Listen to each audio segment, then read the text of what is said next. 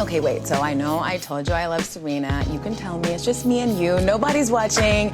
Is she unretiring? I mean, what's happening, girl? We coming back? I said right away, I was like, nah, she ain't done.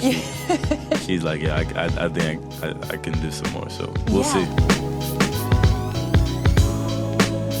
We have so much to discuss because I'm super fascinated by how your life changed, but we all saw the moment that your life changed.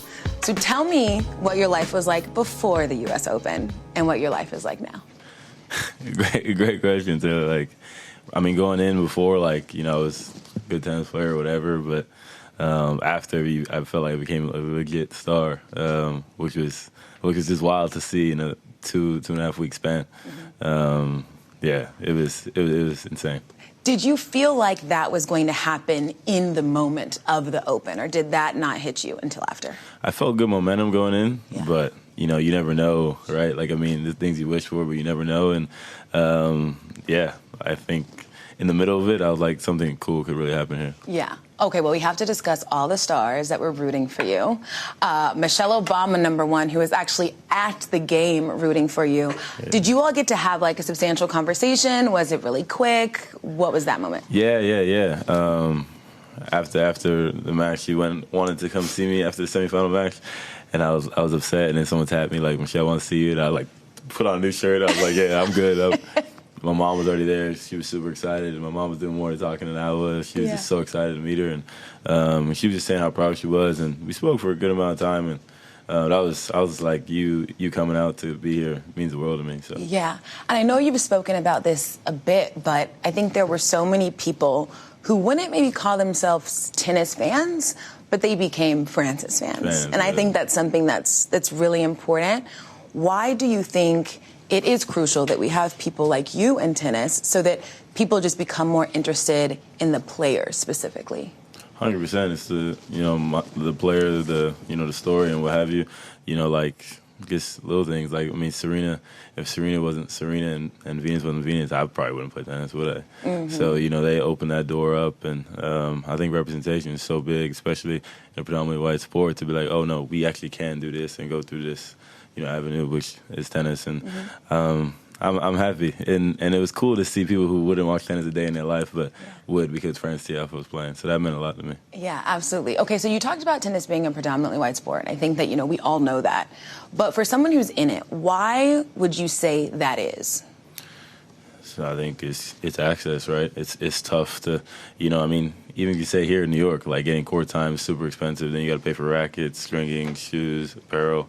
It's very, very tough. Rather than growing up in the hood, like you get a basketball, you get a hoop, like playing 5-on-5, you get an open field, you get a football, you're playing football. Like, and I think that's why we go to those sports. And yeah, I mean, it's just people like LeBron and stuff like that. Like, it's easier to go that route. So yeah, because, and this is something that I have talked about a bit, is like whenever we are discussing Black people that are in predominantly white spaces, a lot of things that we hear is like they are the first or they are the first since. And while I think that that is really beautiful that, you know, we end up making it to that moment, sometimes it's sad that we are, you know, you were the first in that moment since Arthur Ashe. I'm sure you're proud of that. Yeah. I mean, it's crazy, but it's like way, way too long, right? Like, let's not wait another 50 years to do something that special again. I totally agree.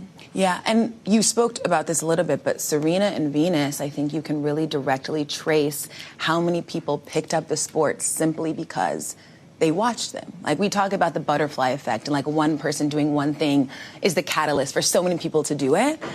But you could argue they changed like a lot of the lives of Black people that play this sport. Does that make sense? They changed the game completely. Yeah. They changed the game completely. Like, the way it was looked at, you know, I mean, everybody, I mean, and that's why people even came out to this US Open to watch me play, because it was also Serena's, you know, last one. So it was super cool, that kind of like plot twist of it. And but yeah, what they did, I mean, Williams sisters, I mean, they're so iconic, you know, even it's like, they're like big sis to me now, both of them, but like having conversations with them, I'm like, you guys are just on a whole different level. So yeah. I mean, how crazy is it that that's your life now? Serena Williams is like your big sis. Yeah, no, definitely. Like when we hang out, I'm like, yeah, this is definitely not your everyday thing, but Yeah. I'll take it for what it is. Yeah. What have you learned from her in your personal interactions? I'm super interested how she like carries herself, because obviously she's pulled a million directions. Everyone wants her time, and seeing how she is, really moves with such a small crowd. I mean, people that she can really trust, dearly with anything. But yeah, everyone's got a role. There's no it's kind of like hang around her. It's kind of guys, which is pretty interesting, because everybody wants to be around for a reason once you're doing really well. So and you just got to fish that out. But yeah. So as you continue to move and navigate within this world, I know you mentioned Serena as one, but who are some stars that you look to and say, this is what I want my public life to look like? I like the way that they carry themselves to other people. Yeah, Bron. You seen that hug the other day? Yeah, I did. Bron he's definitely that guy for me. I love how he did it. I mean, with his boys, Rich, Mav, that's crazy. And seeing what they did is insane. I think he actually had a complete blueprint. Jay-Z also. I'm a massive fan of Hov, so I think those two are probably the most iconic people to me. Yeah. Okay, so I know you're a big LeBron fan, and we know that he is also a fan of you. Walk me through the timeline of interactions, because I know it was when you did the celebration at first, then when you were in the Open. So tell me how it went for you. The first time y'all communicated to this hug that happened in D.C. I feel like it was so long. After that hug, I was telling my boys, finally we got to do it, just meet each other. But when he first did it, I was like, man, this is insane. I didn't even know he watched tennis or nor cared. And then he did it again. And then this year, when I had the biggest day of my life, when he tweeted out, I was that was the first thing I saw right when I sat down in the locker room, and I'm like, I gotta meet this guy. We gotta meet. So where the schedule came out, December 4th, circled it in, hit my guys. I'm I'm on the wood. This is way planned. This is way planned. And usually shoot around, I'll be hanging out with Brad. Obviously I'm super close with Brad and stuff. Shoot around.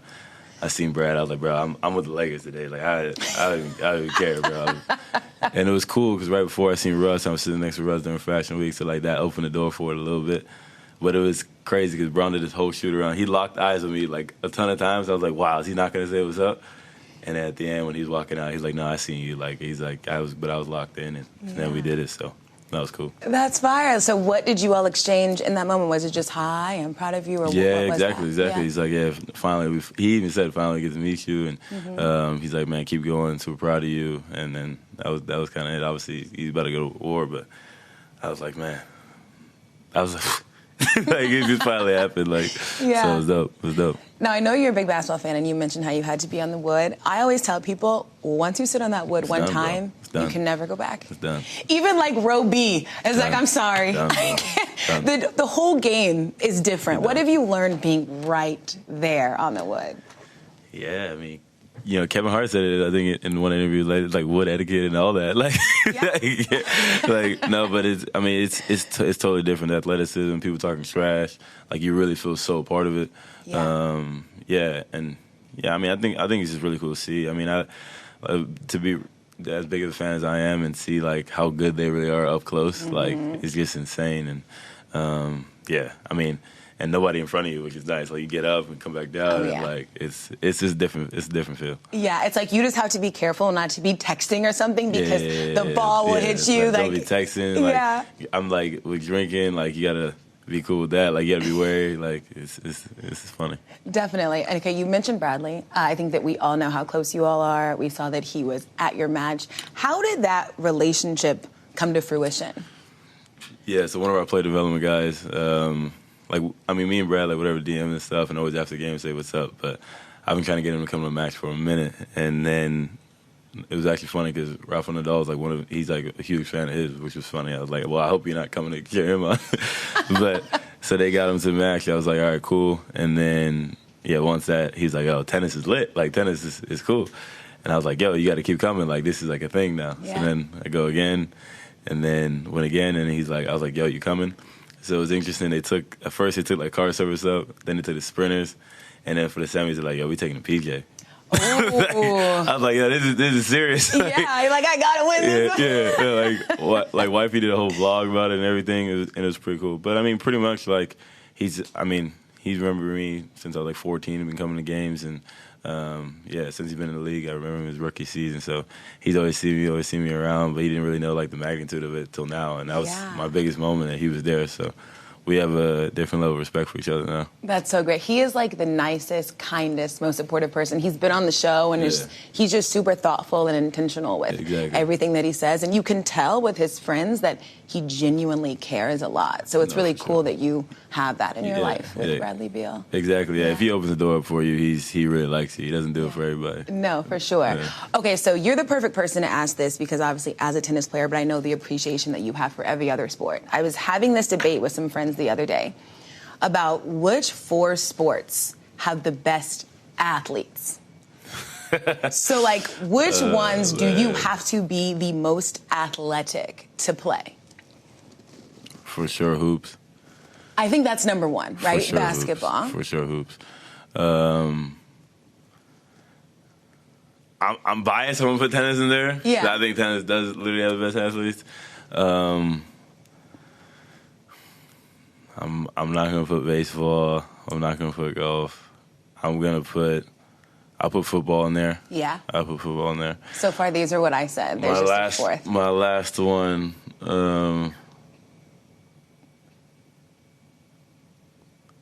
I think I'm gonna go hockey. Really? I think I'm gonna go hockey. Going to a hockey game live, like when we won the Stanley Cup some years ago. I was like, these guys are freak athletes, man. Yeah. Okay. Hockey over soccer? Sorry. Yeah. Sorry. That's sorry. Hockey fit. Yeah. Soccer. They're freak athletes. Yeah. To be that. Yeah. You're right. So we got the same. We have the same. So we locked in. But somebody did try to say baseball because they were like, well, being a shortstop is so difficult. I'm like, I'm not debating it's difficult, but in terms of like agility and speed and endurance and just like strength, those other ones I don't even think, it's not even close. No, I don't think it's close. You have to be able to go and go. Thank you told me soccer though, because that would have. Yeah. I saved you there. People say, he didn't say soccer. Yeah. You know how they get on. Okay, but as you go through all of this, right, and you're meeting all the people that you admire, and you're sitting on the wood, and you're doing all this cool stuff, how do you make sure that you don't get caught up in being a star? Hell of a question. It's the main thing is always the main thing. Remember why you're getting introduced to all these things and why people want your attention because of tennis, right? So keep that going and keep doing what you love. Like, I mean, at the end of the day, this is all cool, but I still, about to be 25, and I have a lot I want to achieve, and a lot of people I want to inspire, and a lot of people I want to take care of, which is my family. So, yeah, I mean, the main thing's the main thing, but it's not easy, man. You start getting you start really feeling yourself. So, luckily, Mom's humbles me, so it's all love. Yeah, I was going to say, in those moments, what is it that you say to make sure you can kind of halt? I don't know if the ego is the right word, but, halt that feeling of like, all right, this is cool. Is this the thing that matters? How do you bring yourself back? I think my parents just do such a great job of that. Like, they're like, just constantly telling me like, yo, like, this is all great, but they can, as fast as it comes, as fast as it can go. So, and I'm like, and I'm very worried about that. And I think they've done a great job since I was young, and kind of always instilled that in me and my friends as well. But yeah, I mean, kind of just always telling myself that there's more to come, right? Like, this is just the beginning, so don't get too hyped about it, even though there's been some pretty dope moments. Yeah, but I mean, I also think on the flip side, too, it's really important for people to step back and be proud of the things that they've accomplished, and step back and say, okay, I deserve to be in these rooms. I'm doing this thing I love, and I'm really successful at it. So there's this balance of, okay, enjoying it and doing all those fun things, but then also remembering why. And it feels like you totally understand that. The balance. That's a good question, though, because I was feeling myself big time a little bit ago. I had to bring myself back a little bit. Really? So what's this moment you're thinking of? You said I was feeling myself a little minute ago. When? I mean, literally right after. Like, there was so much going on, like Fashion Week, this, that, and the other. Everyone at Fashion Week, like, coming up to me, like, people that, I mean, I would dream about talking to. Congrats, man, we was watching you do your little tennis thing. That joint was crazy, da-da-da. And hilarious. And then at home, like, the day after me, and everyone at home, like, doing random things. People get so excited. And, it definitely got to me. But And now I'm handling much better. Yeah. So, I mean, I think that you are a fantastic tennis player. I think everybody sees how talented you are. When you have this kind of, this coming out party that is such a huge moment, right? And everybody is looking at you. And for some people, this might have been the first time that they heard your name. How do you make sure that it isn't just a moment? Does that make sense? Yeah, I think a lot of things have changed. Like even with my team, I'm like, hey guys, like this is great. We had a great season and stuff like that. But let's double down on everything we've done. Let's not just do the same thing, right? To try to get the same result. Let's really put everything into it and try to be the best we can be. Like let's really chase the stars and as Brown would say, strive for greatness. So I've started to hold myself more accountable, my team more accountable, and just. I want to win one of the big ones one day. Yeah, no, I love that. And I'm sure you will. I mean, you're so young. You have so much ahead of you to be able to do that. So when I think about the moment when you were in the U.S. Open, I think something that athletes say a lot is, of course, I went into the game knowing I was going to win. You always have this belief that you're going to win. You were facing Rafa, right? And so it's very, I'm sure, intimidating to think, okay, this is who I'm going to face. Did you really, truly, genuinely believe before that, like, I can win this? That morning, yeah. The night before, no, I was stressed out. I was like, oh, fuck. Sorry, bro. Oh, you can cuss. Yeah. I was like, I was like, man, it's going to be a tall order. And then, I just felt really good, like, in the morning. But it's tough. He's, like, literally our guy, pinnacle of sports. So I was like, if I can get this crowd behind me and what have you. So, but yeah, I felt really good. That day, I definitely believed I was going to win. Yeah. What gave you that belief in yourself? We played a couple times before, never in the U.S. So I knew I can get the crowd with me. I knew if I really, brought my best up, I had a chance because he had a little bit of injuries going in, so he wasn't 100% physically. So. I was like, let's try and shake the world today. Yeah, and you really did. Yeah. Like everybody, was watching that moment. Have you all spoken since that? Me and him? Yeah. Yes. He definitely acted a bit different towards me, that's for sure. Yeah. But yeah, we definitely did. He's like, just congrats on what you've been doing, and that's super cool hearing from him. And but yeah, you can definitely see he wants to play me again. You can see that his body language was. Yeah. Okay. So then, what does that bring out of you, knowing that to him he's like, no, we gonna run this. Yeah. You're gonna have to come see me again. Yeah. It makes me feel good. Like he's got a different level of respect for me now, and then also he finds me as a threat. So it's It's all love, but yeah, I'm gonna have to be ready the next time we see each other. That's for sure. So when you think about the Open, right, all of the matches, not just that one, what is the immediate thought that comes to your mind about that event? It's just a life-changing 2 weeks, but I think it's one of the best events in the world. People who's coming into the matches, especially for tennis. It's cool to see. It's like every night there's someone super cool coming, and I just think it's just one of the best events in the world to just be a fan of. I love seeing celebs join and want to watch the sport that I play and really enjoy. And but then one of the best atmospheres out there, people are just losing their heads, which is not normal in tennis. So, everyone's drunk by 4 o'clock, 5 o'clock. And you feed off the crowd. So you're like, please, more drinks, everyone. It's up, and it's New York, and it's energy, it's electric, it's all that, you can feel all that when you're out there. So, New York's one of my favorite cities, and that's one of my favorite events. Mm-hmm. But when you think about your time at the U.S. Open, do you think about your wins or your loss?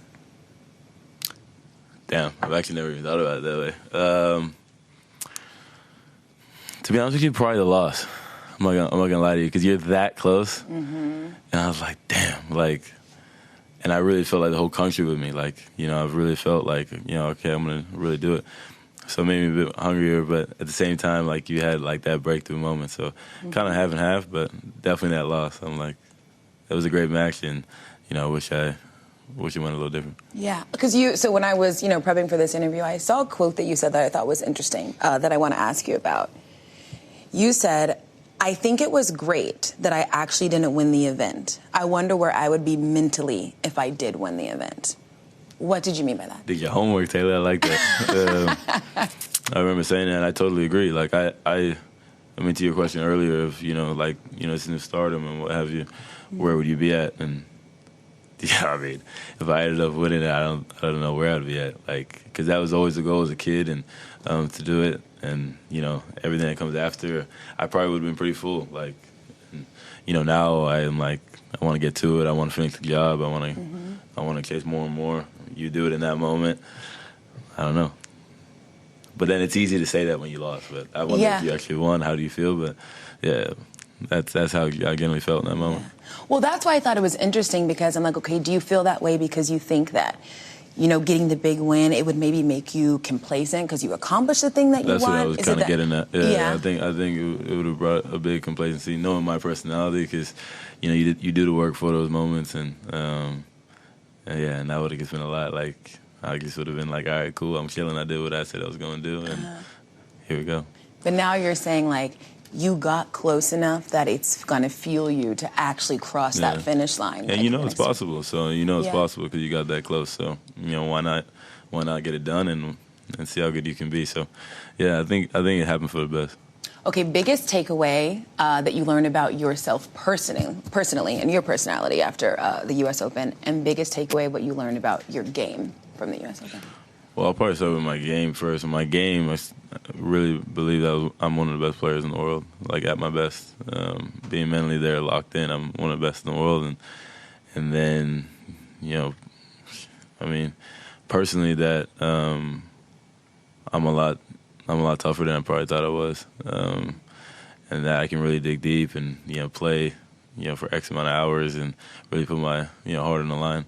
Sometimes like you get nervous and you kind of like run away and make excuses and run away from like the thick of the battle. But I think there I was I proved myself that I can withhold any kind of opposition. Yeah. I've talked about this a bunch on the show. I've said this quote, but someone once said to me that fear makes the wolf bigger than he is. And I think that when you are facing somebody like Nadal, right, and you know who this person is, the thing that can sometimes defeat you is actually that you're thinking about them, right? Like you're thinking about the giant that is in front of you. And it takes a lot of mental fortitude to not like back away from the giant. And to me, that is like the most impressive thing about the win, right? If that makes sense, that mentally you weren't intimidated by what we all know him to be. Exactly. Does that make sense? Exactly. Yeah. Exactly. It's kind of like you just got to get over that. And that's why I said I think it helped that I put him a couple times before that and get over that moment, like, because we all know who he is, what he's done, all the accolades and what have you. But, a lot of times you play those, LeBron or, Mount Rushmore kind of guys, I like to say, like, you've already lost before you got out there because you're like, oh, I'm playing against LeBron or, I'm playing against Kevin Durant or whoever, and to his case, Rafael. So, yeah, it was nice to do that. No, love that for you. Yeah. In so many sports, though, I think we're seeing this, like, changing of the guards, like the new generation of who, like, those future greats are going to be, right? We're seeing it in basketball. We're seeing it in football. I think we're seeing it in tennis a lot of ways. A lot of the people that we grew up watching are either retiring or just kind of entering into that space of being done. What do you attribute these, like, multiple watershed moments in multiple sports to? I was literally having this conversation the other day, how, like, I think the best, athletes of all sports were in these last 20 years at the same time, which is just wild. And they're all like coming at the end right now, and it's pretty crazy to see. And there's just new faces to everything. I think, honestly, like people have been taking care of their bodies so much more. People, like teams, know so much more. I think that's what's creating longevity for them. Obviously, they're 1%ers of how good they are at their particular sport. But I think everyone's you hear LeBron's paced, $2 million a year on his body, what Tom Brady's still doing. Still plays. That's a whole other. I'm like, how? That's a whole other thing. Like then you have like Messi, Ronaldo, like all these guys. Like, so you got to attest it to that for sure. But it's cool to see this new era, and it's cool for me and all the other guys, I'm sure. So in this new era, what place do you feel like you'll take? I think I'll be in one of the top spots. Yeah, I want to yeah, I mean, I want when we talk about tennis, you're 3-4 guys. You're talking about Frances Tiafoe. Like you're like, oh, okay, like yeah, tennis. Oh, okay, you trying to do that Frances Tiafoe thing? Because I remember growing up, anytime I would tell someone I play tennis in the hood, oh, you trying to be like Serena and Venus, and that would be cool. To be like, oh, you trying to be like Frances, like, and that's kind of what I want to be had. What's greatness to you in tennis? I mean, for me, I would say I would leave the game saying I was great if after I played, I was able to create a streamline of players who look like me to be able to play the game and play the game at a high level and be able to do the things I did in the game. So I would say pretty much doing something at a high level and inspiring some little kid to want to do the same thing is greatness. So then what are your goals for 2023?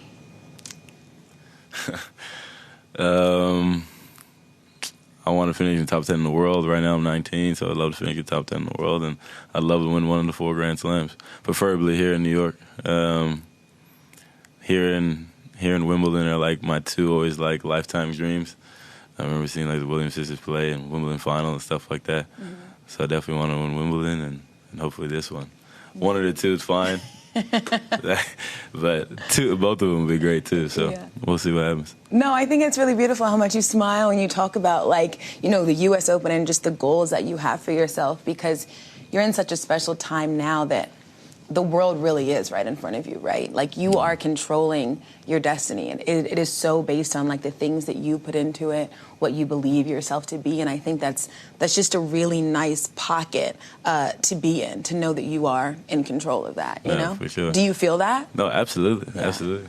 I'm gonna start calling you to be my motivator. It's some great stuff here. I'll take it. Yeah. No, but you're totally right. I mean, there's an opening, and it's like whether you want to really put everything into it and be a part of it, or you're just gonna hang back and watch other people do it. So I've always said, you know, why not you? Mm-hmm. You know, you're doing the work every day, you know, so why not you? So yeah. So I primarily cover a lot of NBA and NFL, but I do, you know, watch tennis when I know everyone's watching it. I think it's a really fun thing. I love Serena. But something that I've really noticed about tennis is there seems to be a lot of like tennis etiquette and tennis decorum and what people feel like tennis players should be. Do you feel like you're able to be yourself playing this sport? Yeah, I think that's been like the best thing, like for a guy like me. Like I definitely shake things up. You know, I'm saying come on a lot. I'm super loud. I'm showing my personality. I'm shaking hands in the crowd, F-bombs, this, that, and whatever. Like I'm being me. Yeah. And so, yeah, I mean, I definitely wouldn't say I have the best etiquette. I'm respectful of my opponent, but I definitely wouldn't say I have like your classic tennis etiquette. I mean, I always preach that you're not going to go to a basketball game and not say anything, or you're not going to go to a football game or Final Four or something like that. And I think for us to keep building the game and having younger fans, like, you know, you want people like to really, the fans and everybody else to have like rowdy atmospheres, and I think that's why New York is so good. Yeah, and I think that's what makes it fun. 100%. Yeah, like I want everyone to like do the most. Yeah, exactly. Yeah, 100%. Yeah, like I'm like no, more of that. Yeah, you want to get up in there. You're like, yo, last night was crazy. No, absolutely. So I'm like, keep doing all those things. Sure. It makes the crowd really rowdy, as you said, and I just think that like makes it a bit more interesting. Yeah. After you won one time, you wrote on there, I think it was, be stronger than your biggest excuse? Yes. Yes. How is that quote applied to your life? Yes, because as you kind of talked about fear, right? And those kind of things, and there's always an excuse of, especially in tennis, like it's just you.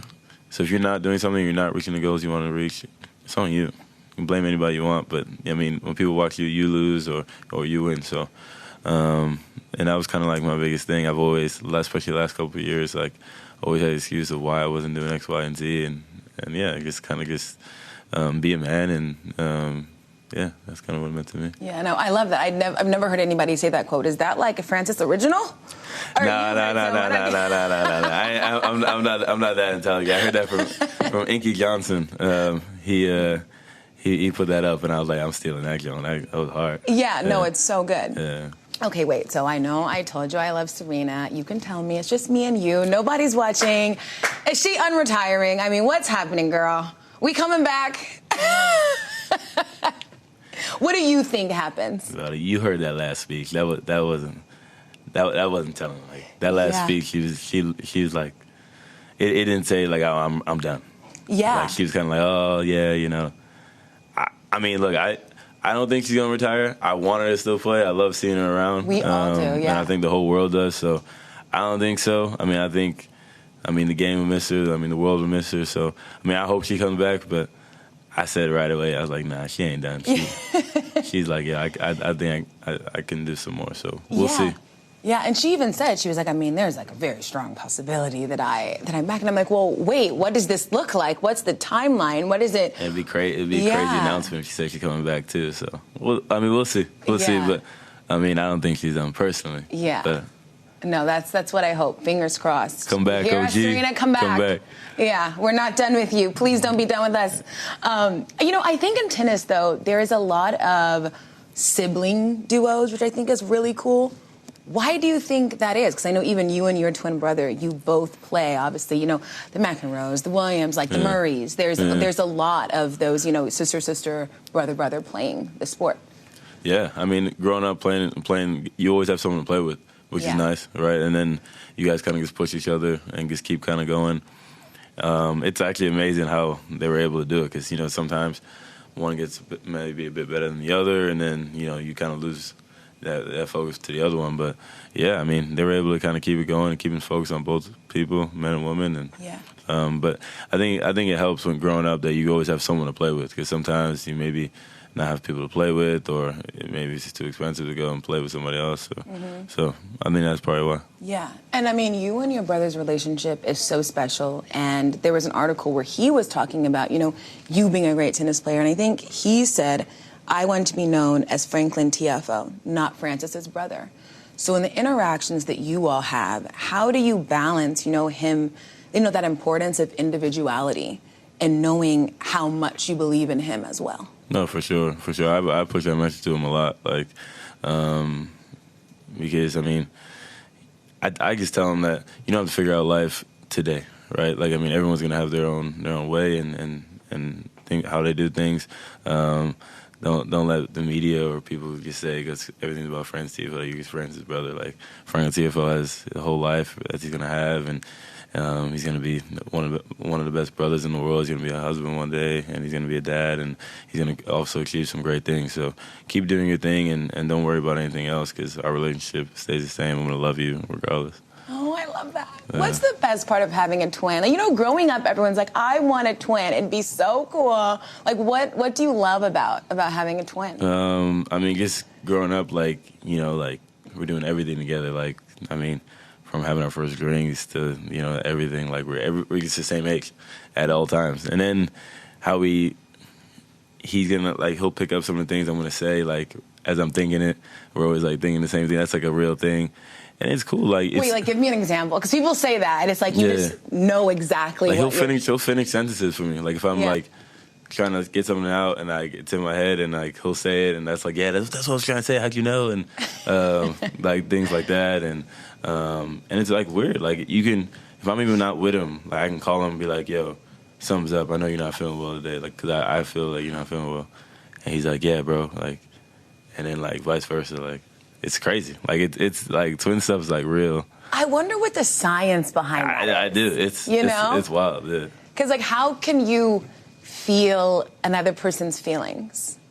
Yeah. Like, it's yeah. Like, it's crazy. It's crazy. It's definitely wild. But I feel like everyone that I know is a twin, like, has stories like that. You're just so interconnected in, like, really special ways. So locked in. No, I think it's really beautiful that you have somebody else on earth who understands you in a way that, like, most people will never experience. No, for sure. Which is really cool. Definitely, no. Yeah. You have siblings?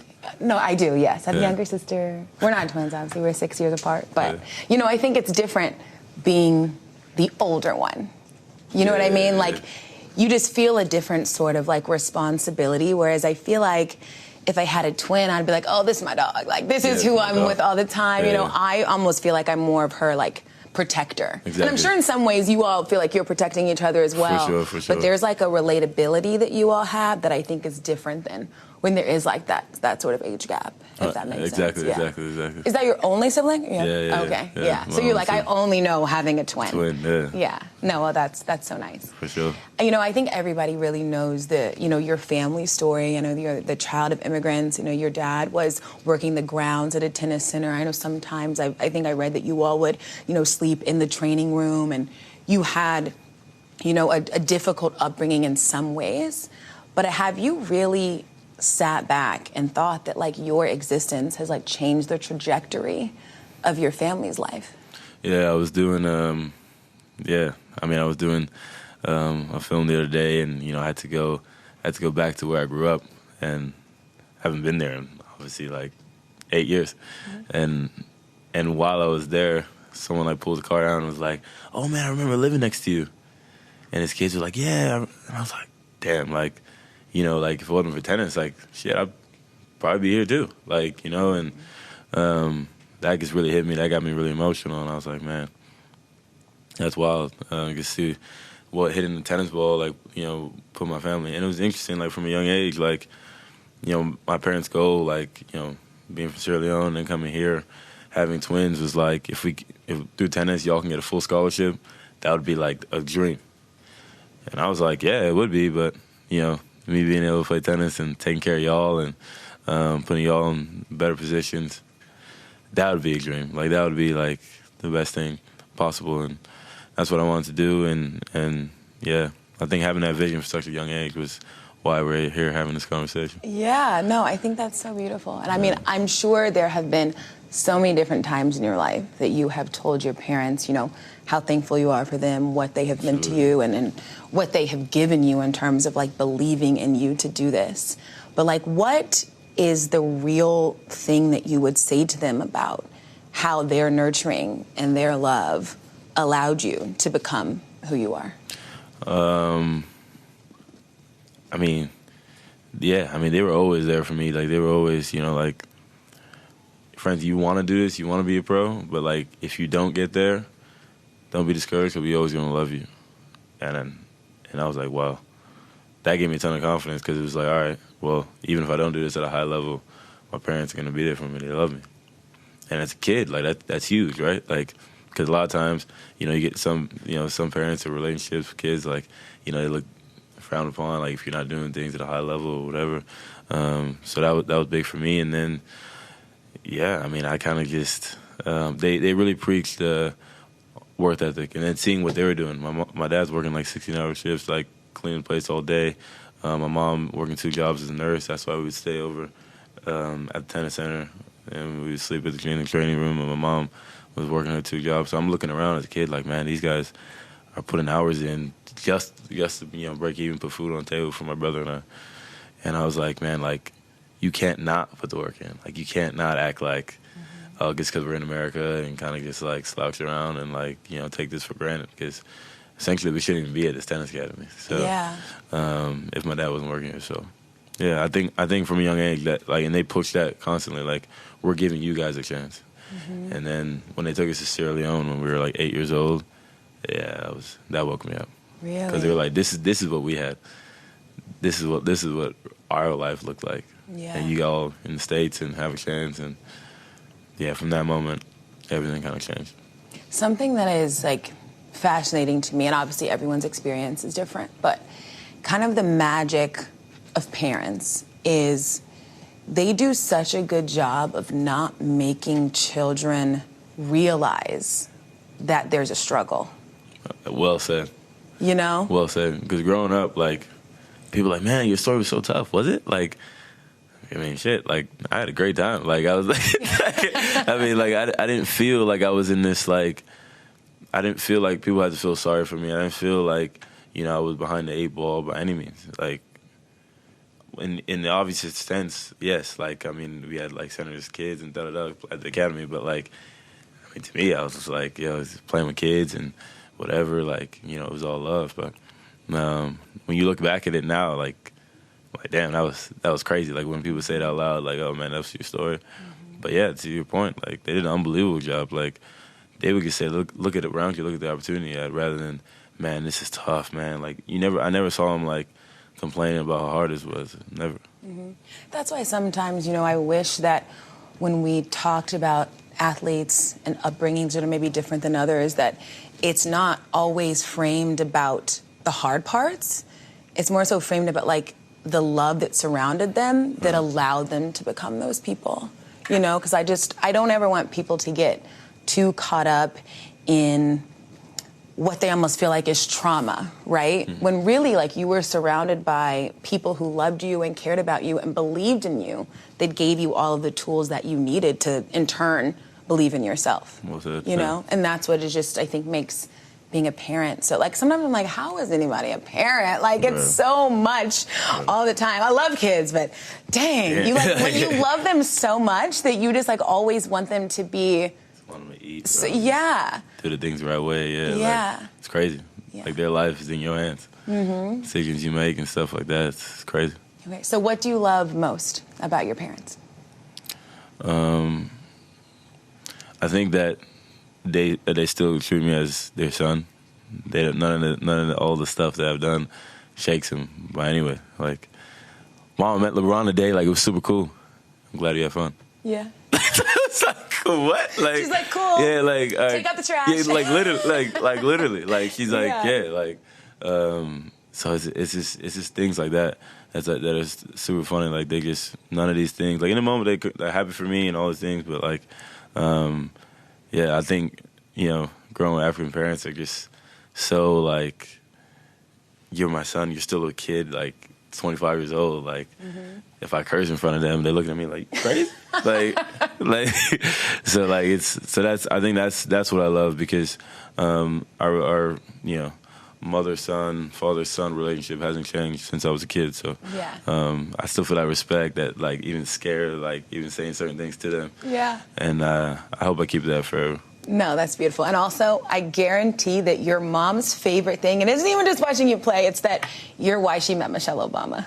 Oh, yes. Yeah. That's what parents like. Yeah, it's like, okay, who am I going to meet? Yeah. Because my kid is doing this. Like, she's like probably cherishing that moment forever. Yeah, she was hugging Michelle like crazy, like hugging her arm. Secret Service looking at her like, man, you crazy. Like, you can't be doing that. So yeah, it was funny, man. It was awesome. Okay, so we are definitely like manifestors on this show. So before we go, I want you to tell me the 4 celebs that you haven't met that you want to as you continue this greatness throughout your career. LeBron's out the way. Denzel. Good one. Denzel, big one. Viola Davis. Oh, why Viola? I love Viola Davis. Nah, she's like one of my biggest inspirations. Like, her movies are insane. Yeah. Plays a role like, and I honestly don't think she actually gets as much love as she deserves, to be honest with you. Totally. She's like one of the greatest actresses of like our generation. Yeah, totally. She's crazy. Yeah. I would definitely then say I'm a big fan of Michael B. Jordan as well. Okay. A big fan of his. And Taraji P. Henson.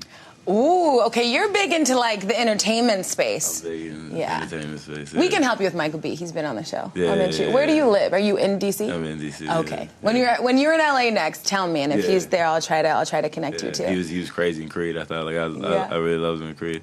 But Taraji P. Henson, like, I always thought she was just funny as hell. Yeah. So, actually, sorry, not Taraji. She's probably my 5th. Gabrielle Union. That's like my. Oh yeah. Growing up, she was like my celebrity crush. So. Yeah, you're like, so I got to meet her now. I got to meet her. Okay, 3 athletes that you haven't met that you want to meet. 3 athletes.